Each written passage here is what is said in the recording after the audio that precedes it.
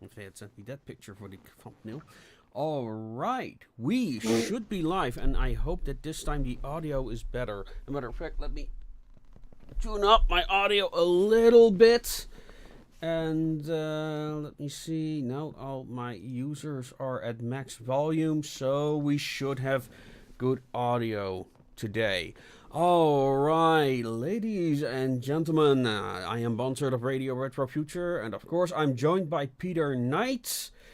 And of course we also have a special guest, Wolf Amorat. Good day, sir. How are you doing? Good day, hello, and welcome all the listeners, live and loud from Hungary. I'm fine actually, thank you so much. It's summer, it's like we're in the middle of the festival season, and as for Steampunk community, we have a lot of stuff coming up All right. in exactly 2 weeks. Yeah. We're going to have this Steampunk March. Yes, we're gonna talk about that and what your plans are for the future. Hello, Chet. Hello, Riches. And first, before we get to our guest, some domestic announcements. As some of you already know, we are currently working on our Kickstarter. That is already been launched. Well, the pre-launch page is up, so you can follow it at this point. So please do so. We already reached the 30 followers. I hope to get that up eventually to 140. Really, you can barely hear the guest. What is it? Okay. See, because it's already up to its maximum. Is my sound okay, or is it just Wolf? Let the guest tell us. Uh, I can hear both of you clear. yeah. I don't know why sadly I don't use an outsider mic because it creates a lot of problems, and so I'm from my computer's mic. So Yeah. I hope that it'll be satisfactory. Yeah. I'm also recording, so it should be fine. But why is it like I don't know what other settings I can adjust. That's the thing. I don't know. I really don't know. What could it be? Where could the problem be coming from? Because I never had this issue before. And that's what's so annoying about this whole situation. Now all of a sudden my sound keeps being monitor, mute output, monitor. What could it be? Where could the problem be?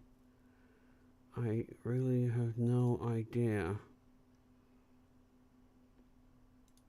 Could your volume or my volume be too high, and it's automatically adjusting Wolf's down?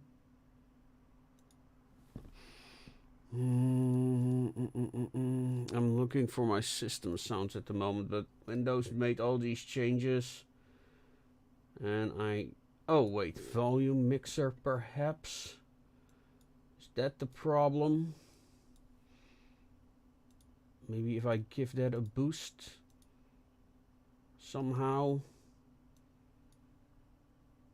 I can't give that. You used to be able to boost that, but apparently that's a functionality they removed as well, because of course.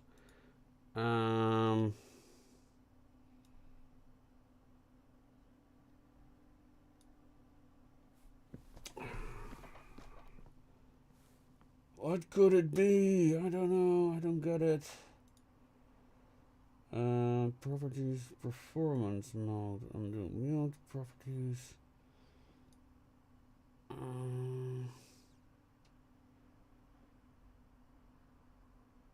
What could it be? I don't know.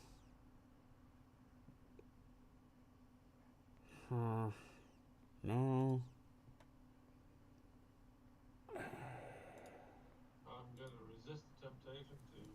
touch anything on my end. Well, if you could, like, if you have an ability to increase the volume of your microphones, that'd be appreciated, but I don't know. Let me see. Is there anything that I can change in Discord itself? Soundboard. Push to talk. Automatic gain Is that control. any better for me, or? How's this? Chat, tell me, how's this? I just put out gain control. Could you say something, my dear guests? 1 2 1 2. Does anybody hear me loud and clear? Yeah, I mean the registration says you're in the goddamn red, so I don't understand if this is a YouTube issue or not. Is it better now? Yeah, let's see. I thought it was Chat, better before. tell us something. How is it now? I hear both of you completely clear. Okay. My question is that how my is on the other side? Yeah, I hear you just clear. Yeah. Yeah, likewise. Yeah. All right then. So it Kindly ask the devil in the techniques that get the hell out of the show. Thank you. All right. Well, and with that said, let's go quickly to some domestic announcements. Like I said, we've got the Kickstarter going on. Oh, okay. He says it's far better now. I don't know exactly what it is that I've changed that makes it better, but we're gonna keep it. And with that, please follow us on Kickstarter if you haven't already, and please tell your friends. We've got some amazing artwork for it, and the special edition will have additional content. And yeah, if you have ideas for merchandise or other rewards that you'd like to see, please let us know so we can work on it. Of course, writing projects are continuing, and when the story about a doll that has come to life, Johan is working on the illustrations as we speak, and they're gonna be very cute and very emotionally charged, I must say. And with that said, yes, back to our guest. So tell us a little bit about yourself and who you are. So, my name is Wolf. I am 32 years old music journalist living in Hungary, and I got into the steampunk scene in 2017. Mm-hmm. It's funny. It was a very very hilarious story that I have a friend who runs a bar, and we were preparing to a festival, and I just found out that this subculture and other things are exist. And when we were preparing for a festival, I went to my friend and she told me we should make a team of steampunks for the festival. And she just drew us a flag, and then she built me a top hat. And since that top hat is like one of my signature stuff, signature wear of that festival.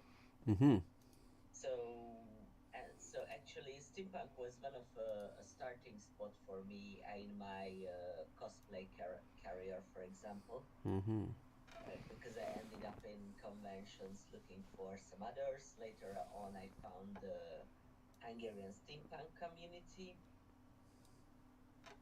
and now I trying to be a better part of it, since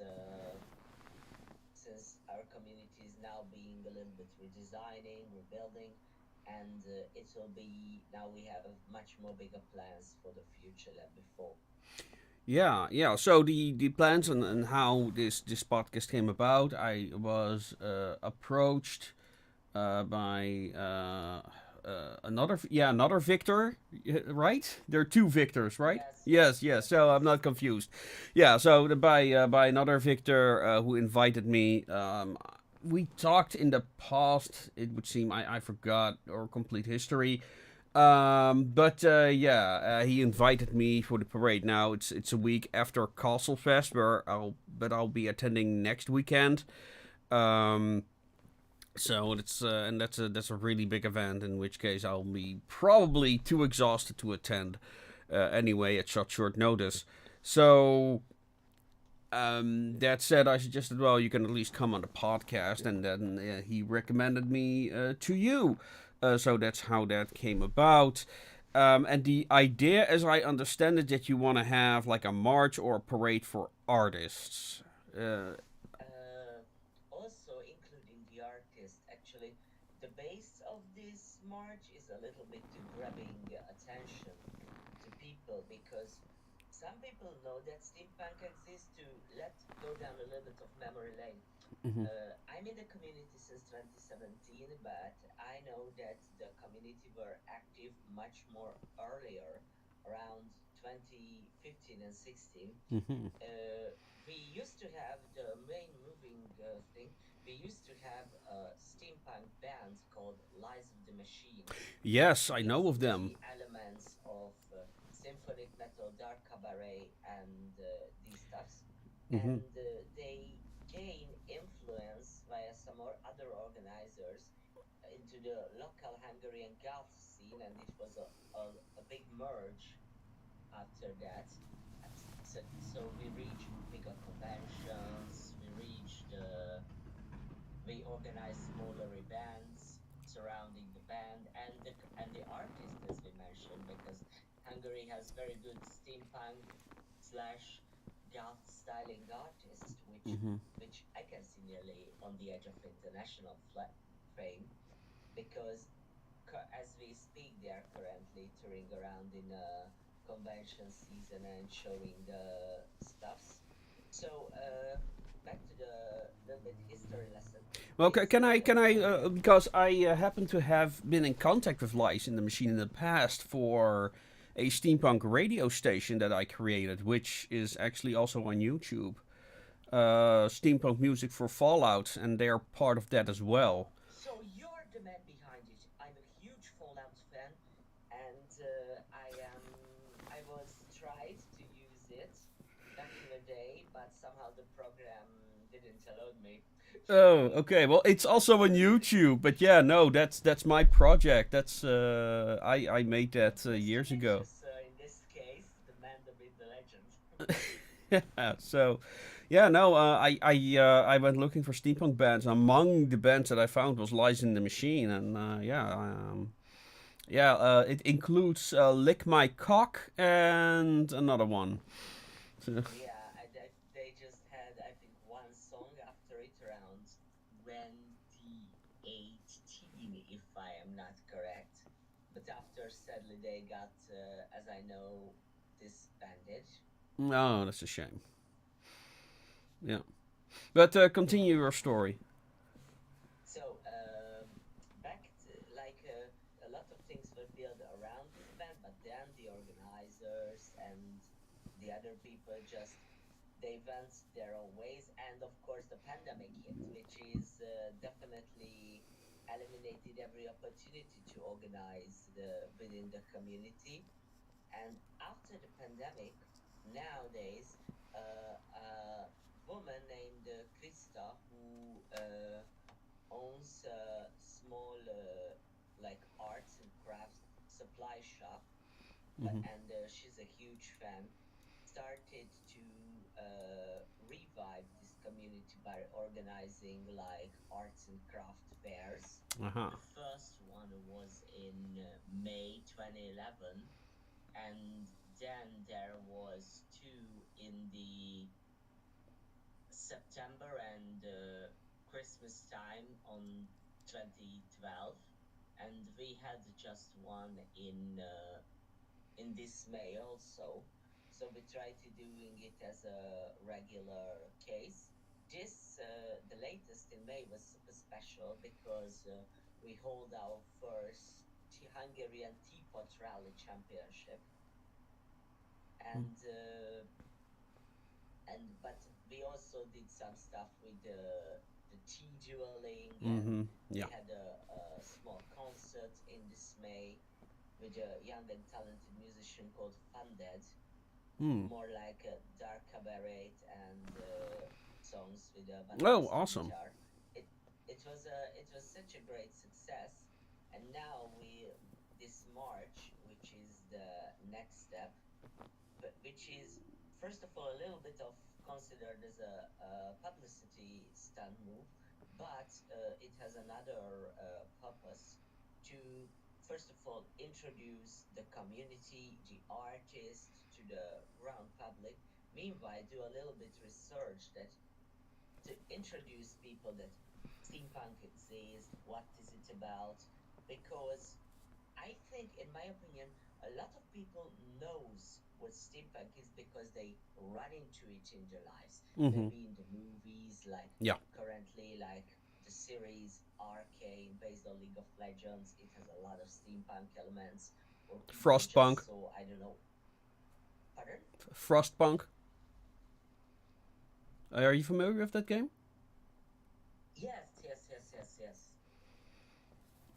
Go Yes, ahead. also the Frostpunk game, or I don't know, they see the movie Wild Wild West, or just shows so see some games, Dishonored, for example, which is a good steampunk game also. So we want to introduce them, and also we want to research to what's the way how people want to connect steampunk marketing research, like how do they want to interact with it, like Mm-hmm. markets or workshops or Yeah, books in my case. Yeah. yeah, or like flash mobs. Like I was talking to Victor today, and I just informed him that now one private boating company just renewed an old pedal wheeled boat in Hungary, and now they use it as a tourist attraction. Oh, nice. So a lot of a lot of ideas are coming together Mm-hmm. in Yeah. the way to gain more and more publicity, more and more people to attack, connecting the artists to the people, introducing them, and mainly show them that they don't have to be scared about it, because nowadays, sadly, in Hungary, all of these we can call it a little bit extreme clothing movements, for example, Mm-hmm. are people are sadly fear of it because of the propaganda, but our government is based on the politics. Mm. Like they are scared, they are don't like when we having an anime convention because they are based for like I don't know LGBTQ, Mm. and it's nowadays our government really like anti of the the representation of these people of that. But also we kind of would like to getting some founders to build up a huge steampunk community and use the steampunk community to be like a tourist attraction in Hungary. A lot of people and a lot of countries has some smaller tourist attractions, like in the December steampunk fair we have. We welcomed kindly the Steampunk Museum of Transylvania from Romania. They came. I All right. attended, and I will attend also a big festival in Germany, where also a lot of steampunk representations. Thanks for God. Mm-hmm. So actually, we have the historical resources for that. Like Hungary as former part of Austro-Hungarian monarch, we have a lot of buildings which is built in that era. Which we have a lot of vehicles which is thanks for God repaired and used as attractions, trams, boats, or sometimes trains, as I mentioned.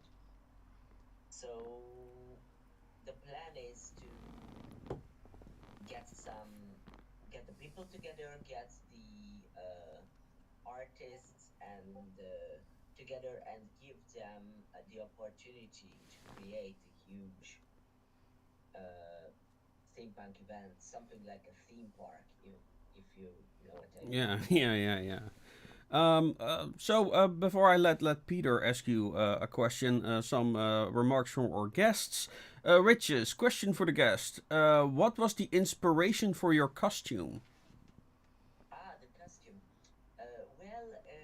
I actually I fall in love in the era's clothing, which is on the picture. In a couple of years ago, I got into a little bit like a military style based Hmm. on some of my favorite bands. I don't know anybody of knows, for example, the band Death Stars. No, It's not a them. Swedish industrial band. That's why I focused on the top hat, service hats, and like military clothes, like.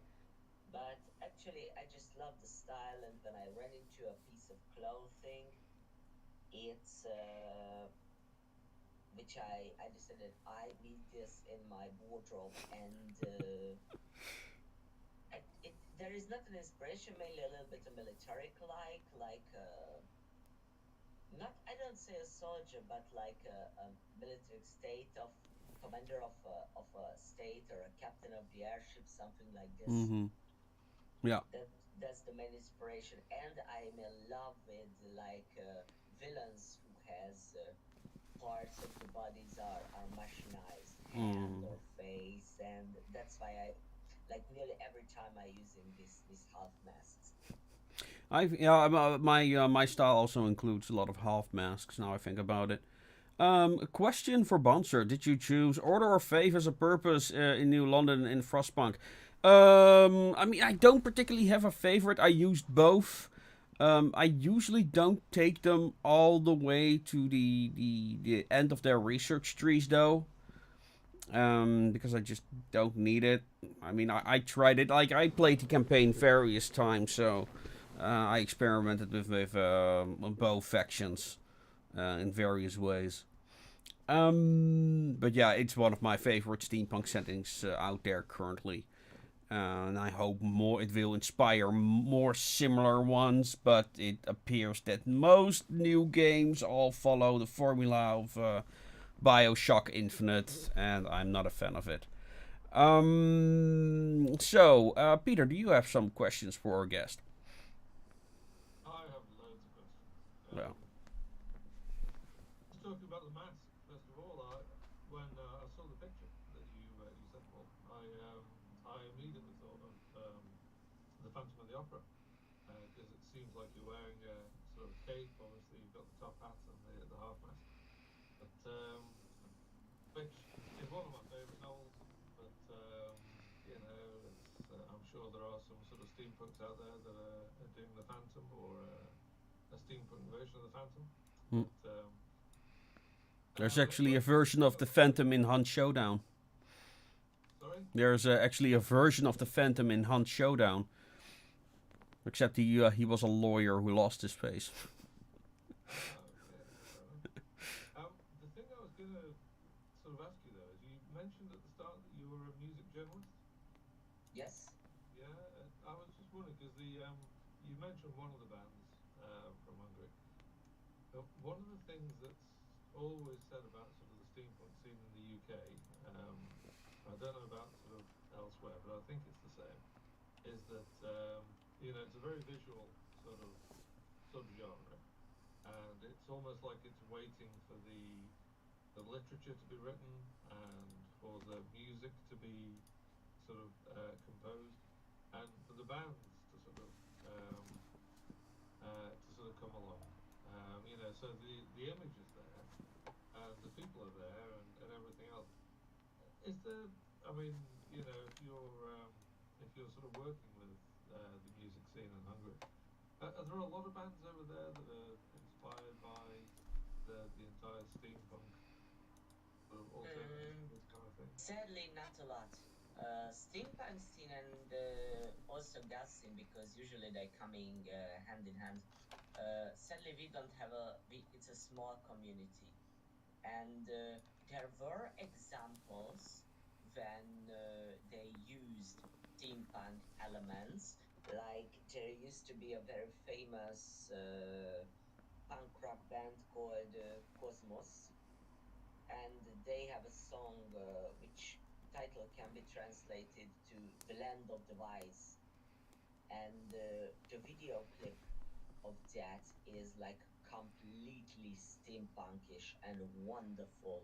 Like the musicians are wearing this uh, Prussian slash typical Hungarian like waistcoats and top hats and masks. On the mic stand also is like completely steampunk like.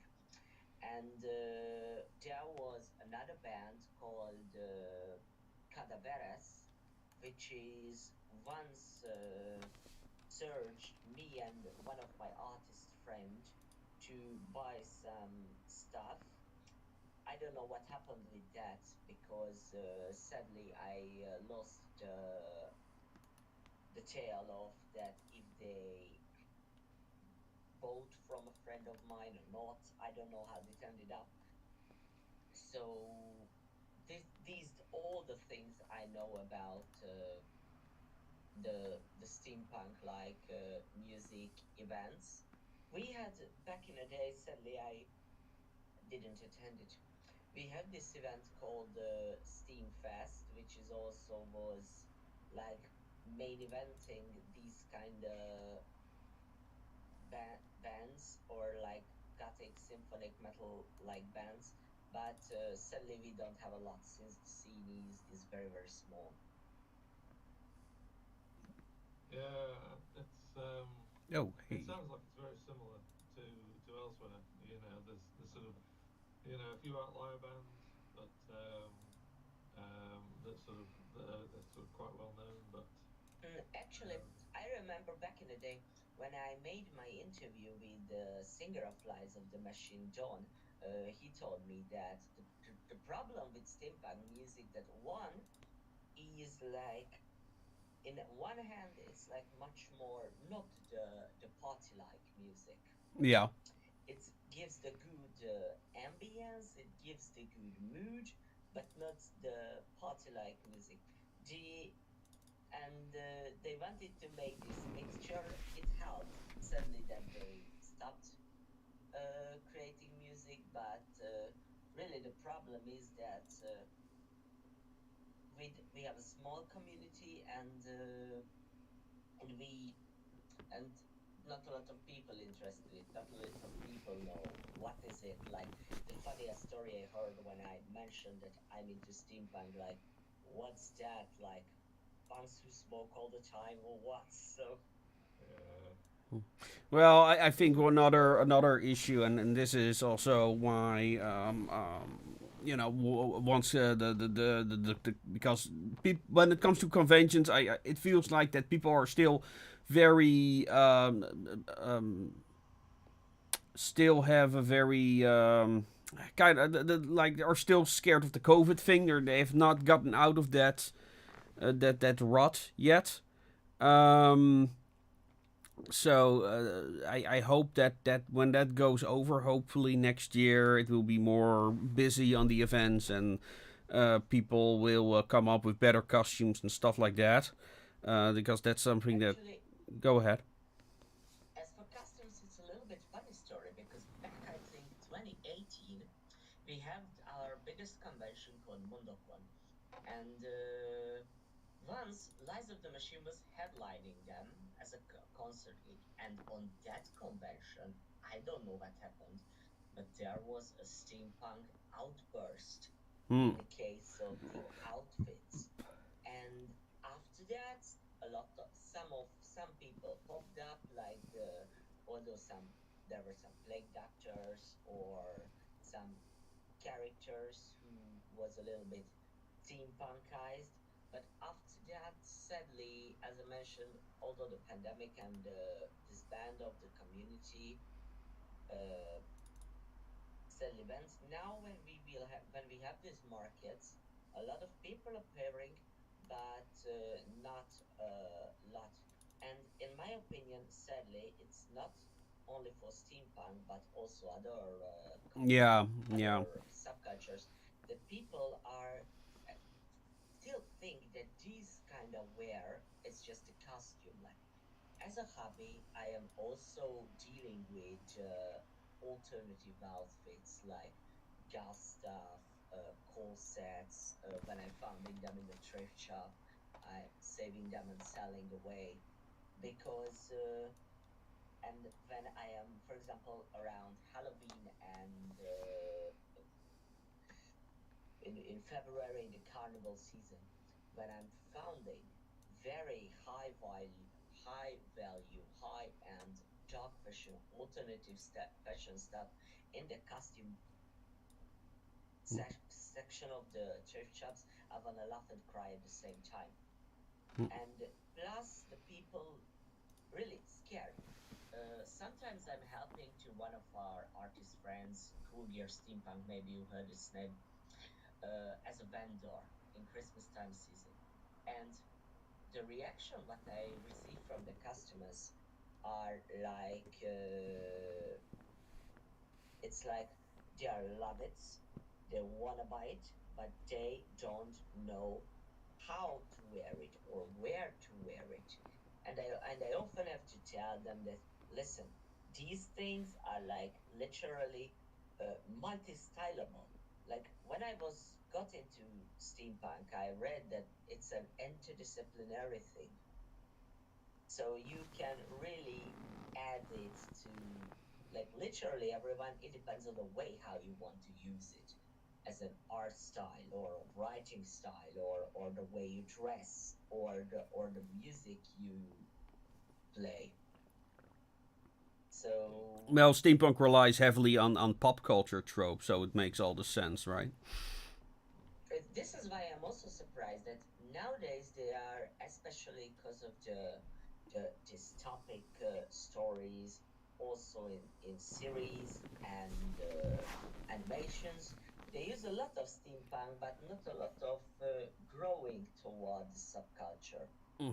Well, the thing with the steampunk aesthetic is that steampunk as a genre doesn't have a monopoly on the aesthetic, and um, for me, I don't know if you've watched my videos on steampunk. So my definition is for steampunk is that it actually means three different things, and one is the culture that you've been talking about. The second is the aesthetic, what people are mostly familiar with, and then there's the genre, and these are three different things, and there's very little effort currently put into to properly combine those into a single whole. So you've got people working on the aesthetic and using the aesthetic. You've got people who are working hard on the community end, to create costume communities, and then you've got like people who write. But there are very few people who do all three of those things, and I think that. Actually, sadly, yes. Like in our case now, what we are planning for, this will be the main course that we are trying to hold together. Also the aesthetic, also the style, and we are trying to fit it to the community what they would like to do and know about what part of this phenomenon are interested in. Yeah. Also, something that Richard says in the comments right now is that steampunk does not have corporate overlords. Yes, this is also something that I've said various times. That I'm actually working on a book. It's more of a side project, but I'd like to also have other people involved to give their feedback on what I'm writing. So maybe you are interested in that. Um, but that steampunk does not have any corporate backing. It's a bit of an anomaly in that regard that steampunk is very prevalent on conventions, despite there not being a Disney or Marvel or Sony investing in it. Um, However, one other, and this is more of an Achilles heel, is that people understand steampunk so poorly. Big companies don't know how to market it properly. Um, because how do you explain steampunk to a community, especially as there is no agreement on what steampunk is? Um, but yeah, I think there's also a major communication problem there.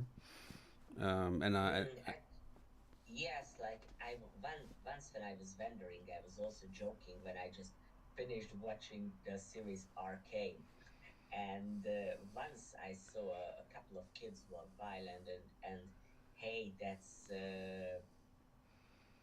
like Hextech watch from Arcane, and the next day I made a joke that like these shady vendors in a long coat that, hey, you wanna buy some Hextech watches? Mm. Hmm. Yeah. Well, there's actually an interesting question from Zane Flero. How would you write a Stone Age stripe in a steampunk world? Actually, and this is also where my series, The Association of Ishtar, is for, to experiment with such concepts.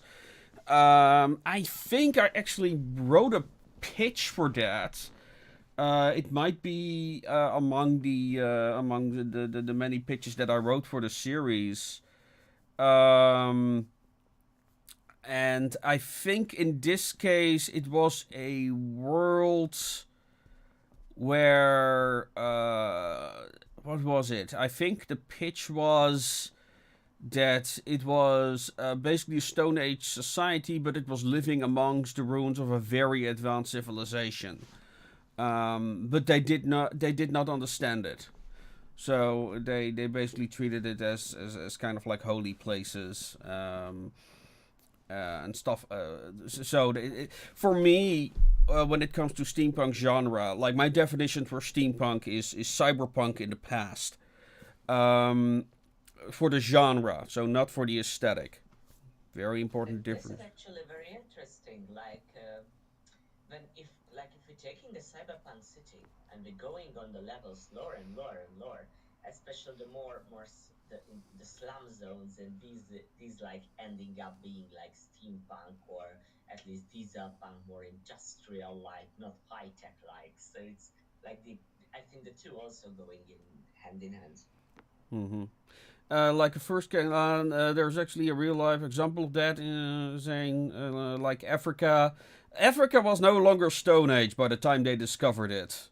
I mean, primitive for our standards, but they were not Stone Age. Let's make that clear. Um, but it is an example of well, not really, because they already discovered Africa in the 16th century. They were pretty much on par back then. Of course, the Spanish had firearms. Um, but yeah, that's a very long history to call Africa Stone Age and say, well, they were nowhere near where the other powers were. That's a very black and white comparison. I actually had a discussion in this with somebody in the comments who asked me about the colonial period. And that person was under the assumption that the colonized nation, so to speak, had no Western weapons. Folks, they did. Please stop referring to these colonies as like Stone Age civilizations. Can we do that? That would be great. Um, Yeah, I mean, let's not forget that Africa, the name comes from the Roman name for Africa, Africanus. mhm. So, Africa, yeah, as a continent, it's something that it's not like it was discovered, any time within sort of, recent history. It was well known to the folks that we would call ancient peoples, the Greeks, the Romans, the Egyptians. So, and there's always been that sort of intermingling of sort of cultures and technologies.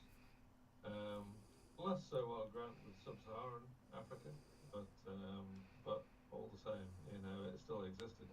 And a lot of the Arab traders, even the sort of pre-Muslim sort of Arab traders, Mhm. I mean, they were going there and sort of, bringing out resources from Africa and trading at the same time as the Romans, and shortly afterwards.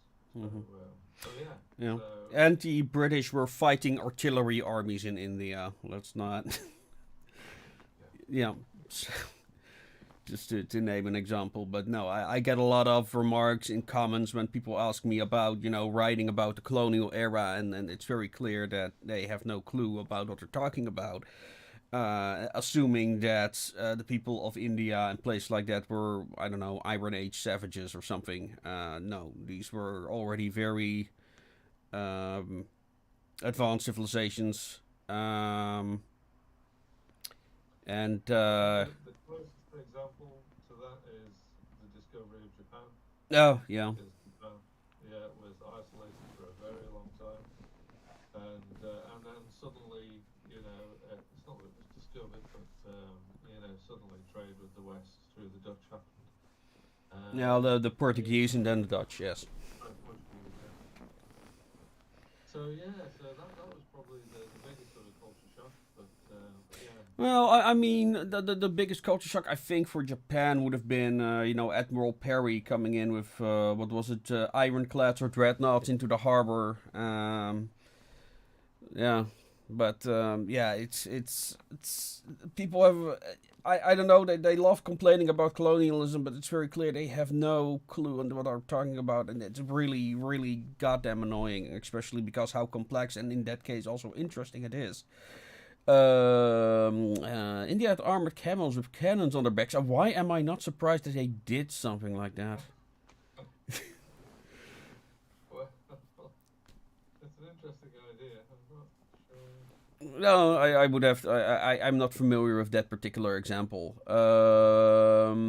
Encountered primitive tribes. Um, well, I mean I mean they feared the Zulu, so that's not really a good example. But they fought with spears and shields. But they did so very effectively. A matter of fact, I'm really looking into writing a short story about the Zulus in my setting. Of course, they would be fighting aliens, but I would be very interested in experimenting with that. How they would use their famous formations to deal with something like that. It is overall very interesting how, in particular, I don't know if the Zulu can be described as a nomad tribe. I don't think so. But the let's say the steppe nomads, I'm very interested in that and how they would deal with the problems in the Association of Ishtar setting. Because the reason how the steppe nomad way of war evolved was cattle herding, and they basically treated enemy or Western armies as cattle. Or at least that's one military historian's interpretation. Um, so that's very interesting. Didn't the steppe nomads get as far as Hungary? I think they did Yes. at one point.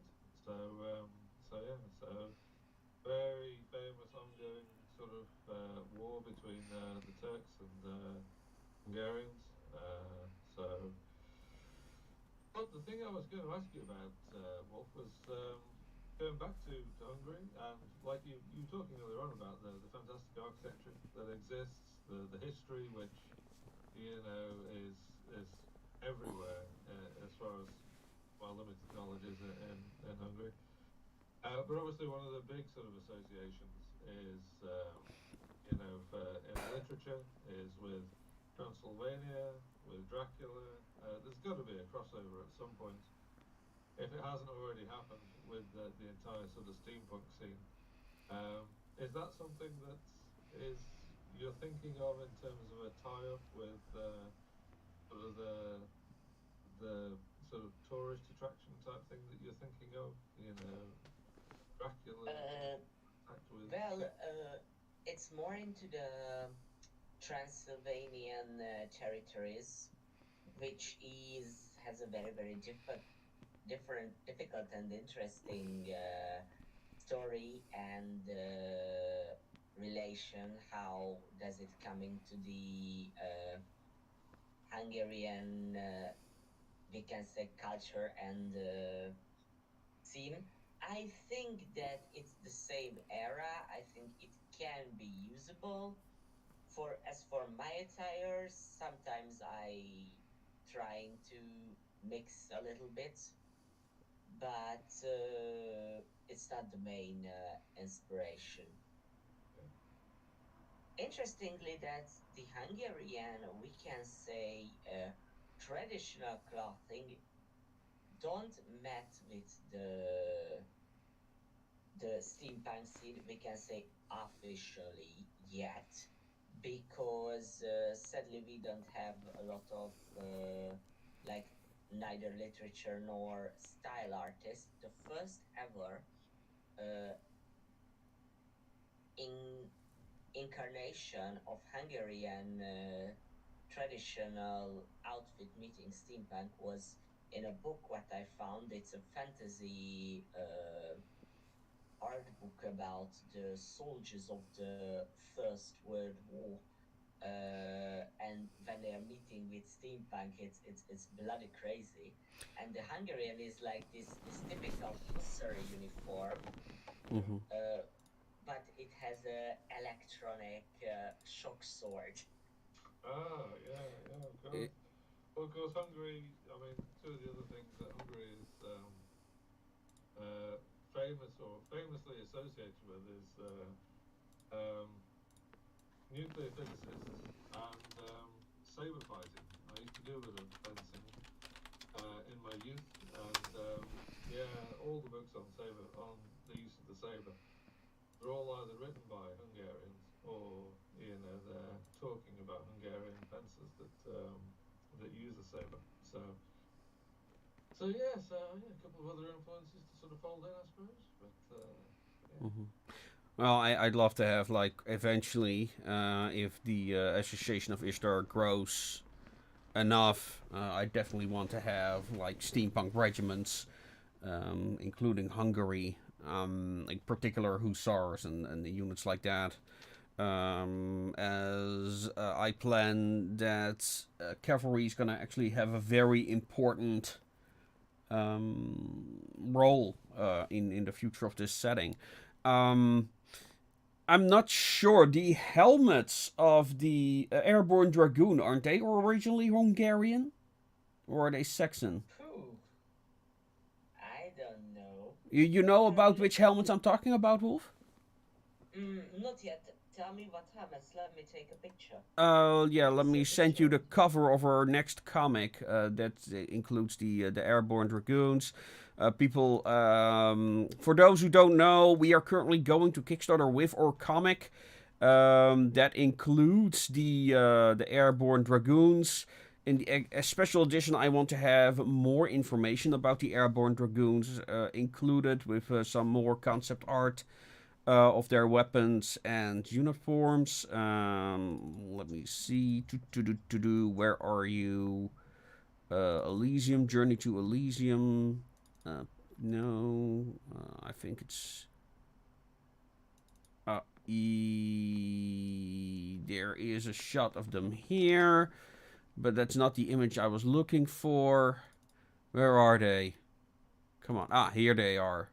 So this is the cover, or one of the covers of the Airborne Dragoons. And I'm just gonna add this one because why the hell not? Yeah, and I think those It's not. I think it's like Prussians, but not sure in that. Yeah, the helmet is inspired by the 16th century Pappenheimer. But Ah, maybe the Pappenheimer helmet, the lobster helmets. Um, Origins. Let me see. But yeah, there are a lot of let's see, the winged hussars were Polish, right? The what? Sorry. The winged hussars. yes, that's their Polish. The Hungarian hussar is a little bit different. I show you. I show you a picture as a uniform. It's like this. Just need to find a picture. The Hungarian hussar uniform is something like this. Load. It's a little bit slow. let's see. Yeah, that's already later. This is already like what 18th century, 19th century. Mm, around the 1840s. Okay, apparently the Pappenheimer is Burgundian. Now, really? I find it. Let's see. I cannot believe the Pappenheimer is Burgundian. Let me see. No, it looks like it's also Polish in origins. Oh, it's just another word for the. I'm not sure what the like. It's a reproduction. The helmet that the soldiers are wearing on the comic book cover are a reproduction of a helmet that I actually have. Um, but I'm trying to figure out what the origins of this particular model are. But I am afraid I cannot find it. No. Anyway, what was the topic again? Before we went into this rabbit hole, I forgot.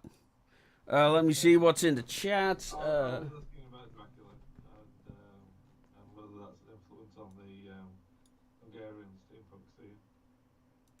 But Wolf was saying that it's not so much at the moment. But Yeah, what, that's about the, sadly. what about the general makeup of the scene? Because one of the things I quite like Mm. about the scene in the UK is that it seems to appeal to all ages, to men and women sort of equally, as well as young folks and us venerable sort of grey whiskered types as well. Mm. I don't know Well, if you. usually we since sadly since our subculture is nearly renewing, the makeup would it depends on those who wear it or use it, because like in some time when we had events like this, and people are wearing makeup, usually they're based on like I saw some with who had gears on their eyes or on the face, or much more the goldish, copperish. Mhm. Yeah, the basic. Colors like yes, the basic steampunk colors. I just found the illustration of the steampunk Hungarian hussar quickly. I just send it to you. Mhm. It's from that book. Oh yeah. So it's more like that. It didn't came in the views as we mentioned. Now it's the rebuilding of the Hungarian, and we can say developing, the redeveloping the Hungarian steampunk culture. So we have a lot of like casual stuff what we use, but on this walk what we are planning, we also want to research and ask around if people are interested in things like these, for example.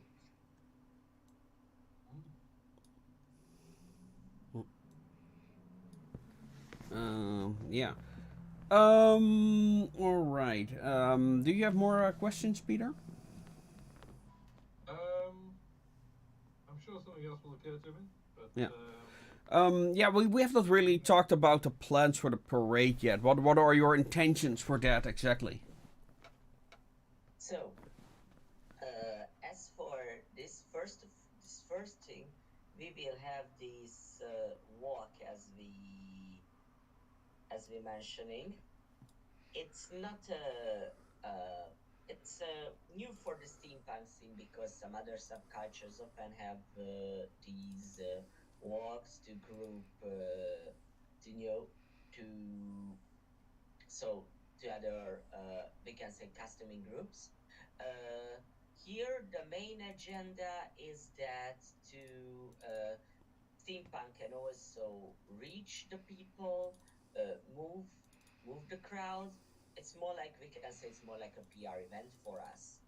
That so the artists can show their works, people can show their outfits. The audience had a big and personal experience about that. What is steampunk like? Everybody who is interested in it are also welcome, and we can hope that with this we can create a buzz, we can grab the attention. We're trying to call the press to watch us, and so we want to reach more and more places to advertise ourselves that we are here, we are exist. And in the 27th of August, we will going to have a picnic. Mm. It is still under organization, but as soon as I get more information, I will tell also about it. All right. And as I mentioned, meanwhile, we are wanna research among the artists who are trying to do workshops. What products are the people are interested in? We try to shoot a lot of outfits to show them. Maybe the people, we do a little costume competition to people to vote that which style the people are interesting the most. Mm. And later on, we wanna find some place which can be, we can say, Hungary's steampunk headquarters, where the people are coming and they found what thing they are looking for within the genre, as I mentioned, Mm. like create something, or an experience, or they just wanna dress up in the way for photo shooting. In the past markets we have, there always was a shooting wall, and it was such a huge success. All right.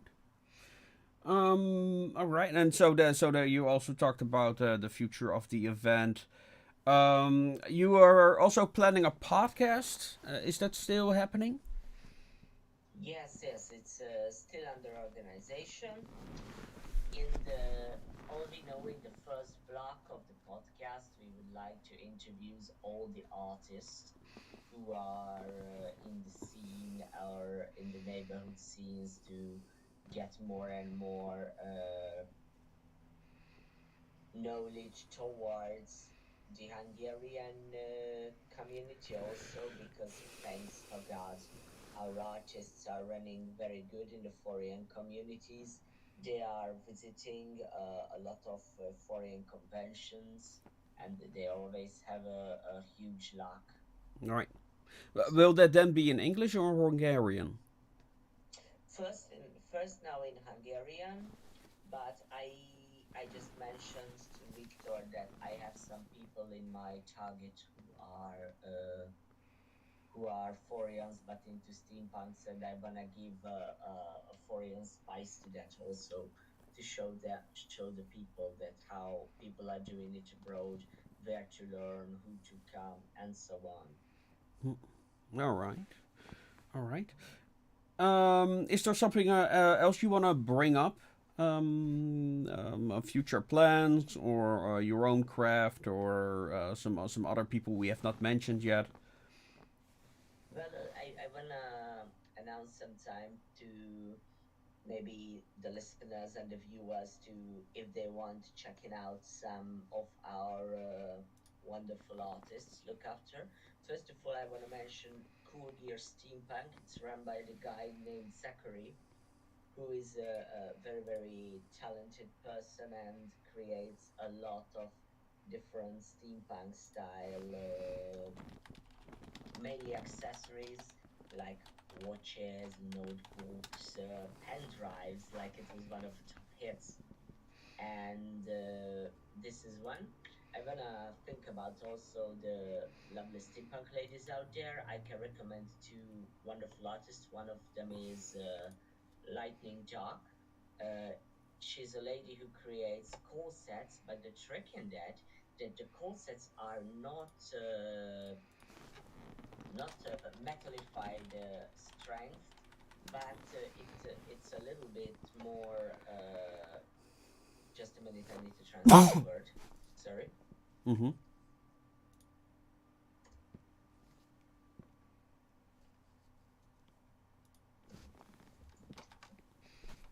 More flexible.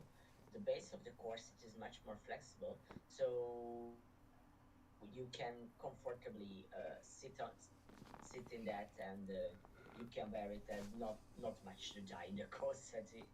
And another person who I want to talk about, it's also for the ladies. It's called Black Lace Designs, who are creating more chokers and horns, but you can wear as a headwear.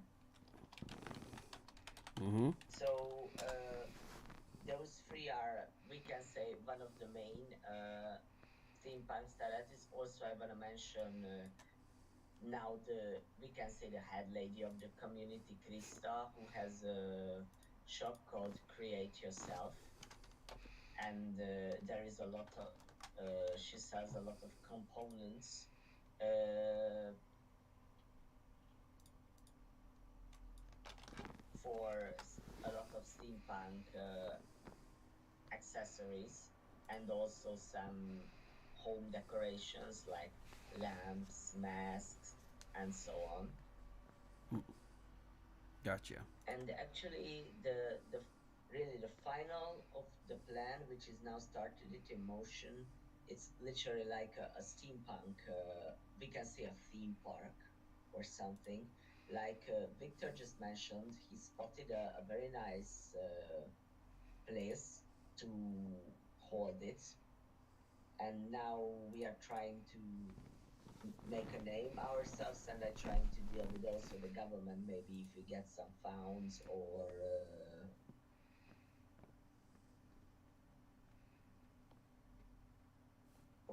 just a minute, I need another word.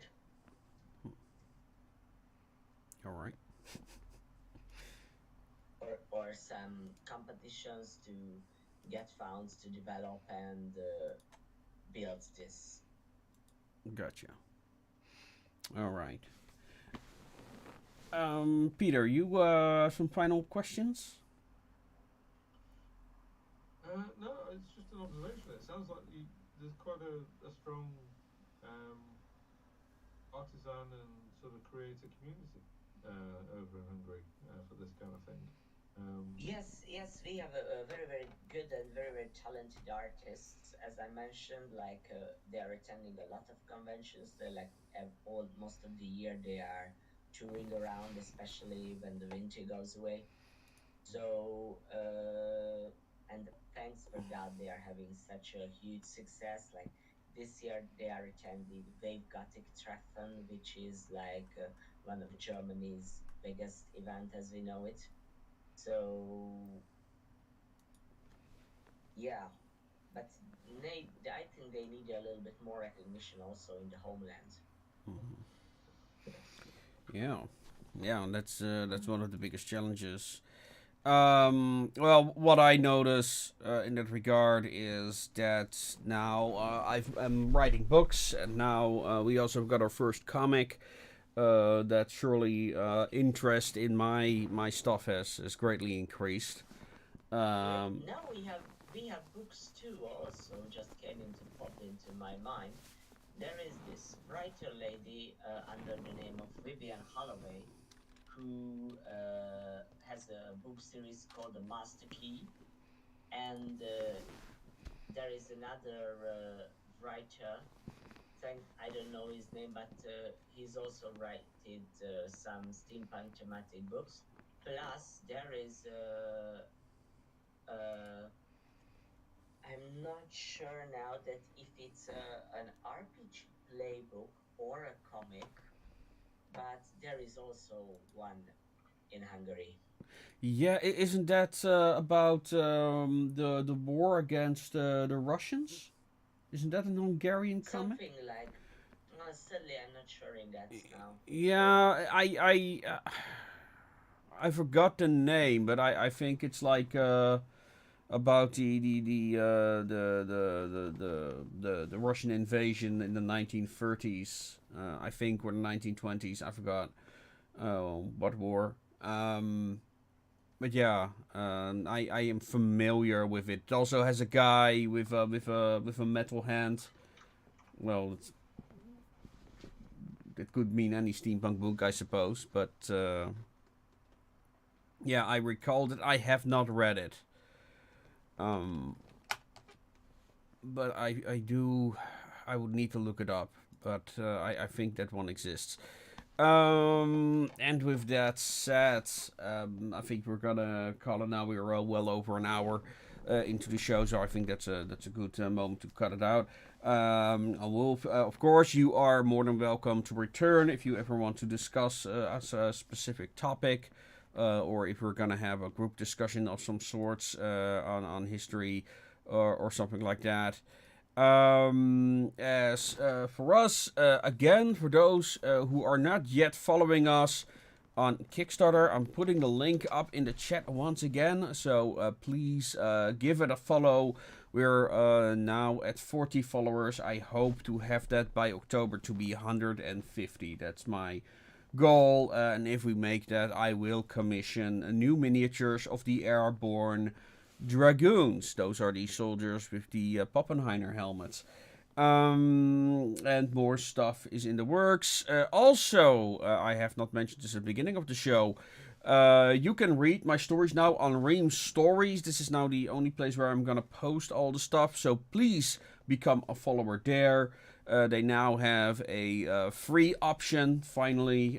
This is a very new alternative to Patreon, especially designed for authors and comic book creators. In the end, it should be able for me to upload the comics there as well.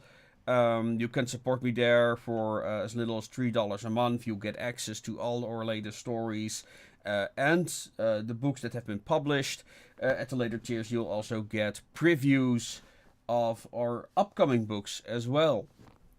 And you can also get yourself included in our stories and art.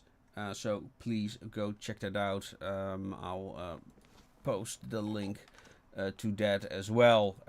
If you want free stories, at least give us a follow. That would be of great help. And it will also give me more exposure on this new platform. And those who support me there at the moment say it's a far superior alternative to Patreon.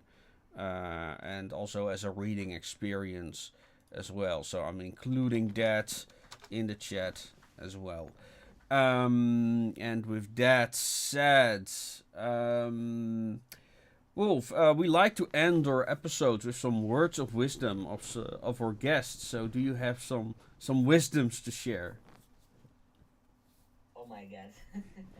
well, just all I want to say is that I think we must enjoy what we're doing and put our full heart and soul in it to keep this community alive. And like, well, plus don't be scared. I don't know how is it going, although in the Netherlands or other places, but in my opinion, don't be scared to wear steampunk also outside. I think it's an example for that an extreme style, an alternative style, not must be always the harsh one and putting the target on your back. Just showing that the old people, the older ways have the style, have the culture. So you can be alternative, you can be also rebel, but although you can have style and manners, I think. Yes. Wise words. Yeah. Yes. Okay, Zero Flero, thank you for the stream, guys. You have been awesome answering my... Thank you, the honor is mine. Thank you very much. Yes. Where can I find all the wonderful works you've written? At associationofishtar.com, we also have a store there. Let me put that really quickly into the chat. associationofishtar.com. My series called the associationofishtar.com. It's a series about steampunk adventure and cosmic mystery. We currently have 2 novels with anthologies. And we now also have our first comic. We also have stories on the YouTube channel as well. And if you want to learn more about steampunk in general, we also have the Steampunk Beginner's Guide. And I'm currently working on a video discussing the main character of the first novel, The Wrench in the Machine. And the history of British policing, as it plays a major role in that book. But yeah, before I get on another tangent, thank you all for watching, everyone. And as always, make things your way. Good night. Oh, that's all right. Bye.